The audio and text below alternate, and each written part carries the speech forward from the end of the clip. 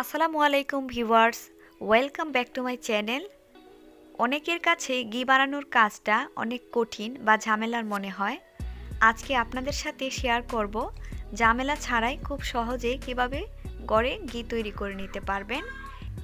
এইভাবে ঘি তৈরি করে নিতে সময় লাগে 10 মিনিটের চেয়েও কম। চলুন দেখে নেওয়া যাক ঘি তৈরির পুরো প্রস্তুত প্রণালী। ঘি বানানোর প্রধান উপকরণ হলো সর। আমি এখানে 1 কেজি দুধ নিয়েছি। আমি এখানে গরুর দুধ নিয়েছি।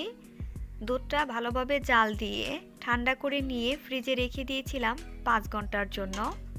5-6 ঘন্টার মতো ফ্রিজে রেখে দিলে দুধের সরটা অনেক মোটা হয়ে জমে।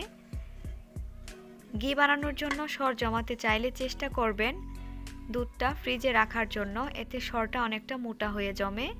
ছিদ্রযুক্ত একটা চামচ দিয়ে সরটা উঠিয়ে নিচ্ছি। এতে দুধটা নিচের দিকে পড়ে যাবে।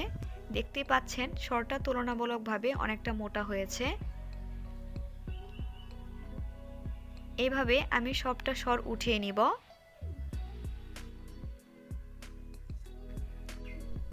প্রতিদিন আমি দুধ থেকে সর উঠিয়ে ডিপ যে সংরক্ষণ করে রেখেছিলাম, আমি এখানে বেশ কয়েকদিন দুধ থেকে সর উঠিয়ে রেখেছি। এই পরিমাণে সর হয়েছে। এখানে 350 গ্রামের মতো সর হয়েছে।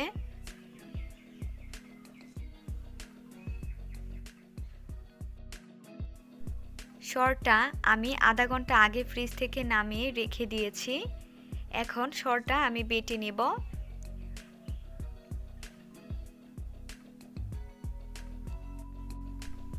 শিলপাটায় অনেক সময় ভর্তা তৈরি করা হয়, এতে জান লেগে থাকার সম্ভাবনা আছে, তাই চেষ্টা করবেন খুব ভালোভাবে শিলপাটা ধুয়ে নেওয়ার জন্য।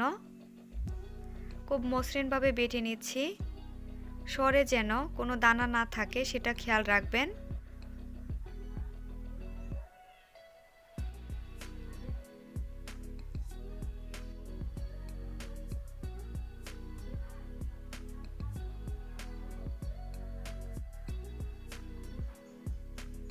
দেখতেই পাচ্ছেন সরের কালারটা কতটা সুন্দর।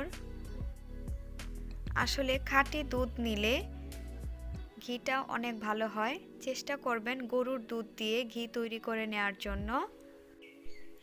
চুলায় একটা কড়াই বসিয়ে গরম করে নিয়েছি। বেটে রাখা সরটা দিয়ে দিচ্ছি।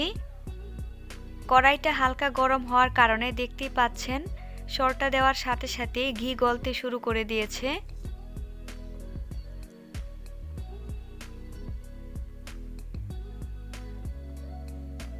সবটা সর দিয়ে দিচ্ছি।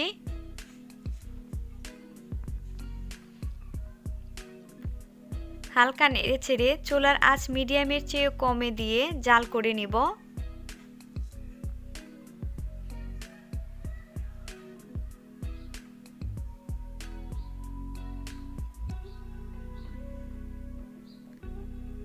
এই পর্যায়ে ঘিতে ফেনা হওয়াটা খুবই স্বাভাবিক। দুধ থেকে সর ওঠানোর সময় কিছুটা দুধ সরের সাথে থেকে যায়, সেটাই মূলত এরকম ফেনা হচ্ছে। মিডিয়াম আঁচে জাল করে নিচ্ছি।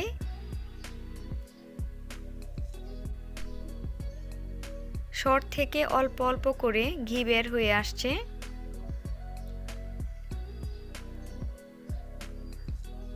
নাড়াচাড়া বন্ধ করা যাবে না। সাইড থেকে এরকম পুরা লেগে আসলে উঠিয়ে নিতে হবে।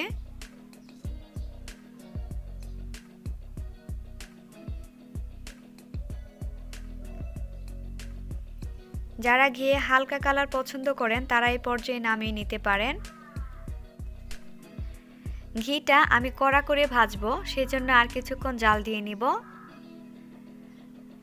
যারা ভাজা সর পছন্দ করেন তারাও এই পর্যায়ে নামিয়ে নিতে পারেন। এই ভাজা সর মুড়ি দিয়ে খেতে অনেক মজার হয়। লো হিটে ঘিটা আমি আরও 2 মিনিটের মতো জাল দিয়ে নিয়েছি। ঘিটা কড়া ভাজা হয়ে গিয়েছে। হালকা গরম থাকা অবস্থায় আমি ঘিটা ছেঁকে নেব।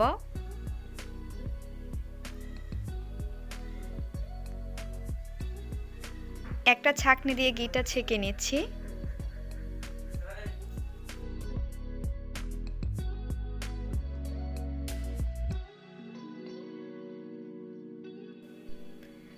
সবটা ঘি আমি এভাবে ছেঁকে নিয়েছি। ঘিটা ছেঁকে নেওয়া হয়ে গেছে। ঘিতে এরকম ফেনা হওয়াটা স্বাভাবিক, এটা ফেলে দেওয়ার কোনো দরকার নেই। ঠান্ডা হলেই ফেনা এমনিতেই চলে যাবে। দেখতেই পাচ্ছেন ঘিয়ের কালারটা কতটা সুন্দর হয়েছে। এরকম কালার আসে মূলত ঘিটা যদি একটু বেশিক্ষণ জাল দেওয়া হয়, আর এতে অনেক সুন্দর একটা ফ্লেভারও আসে। একটা কাচের বয়ামে আমি ঘিটা সরিয়ে নিয়েছি। ঘি সবসময় চেষ্টা করবেন কাচের বয়ামে সংরক্ষণ করার জন্য। ফ্রিজ ছাড়াই ঘি অনেক দিন পর্যন্ত ভালো থাকে। 2-3 দিন পর এই ঘিটা আরও অনেকটা দানাদার হয়ে যাবে। দেখলেনই তো কত সহজেই ঘরে ঘি তৈরি করে নেওয়া যায়।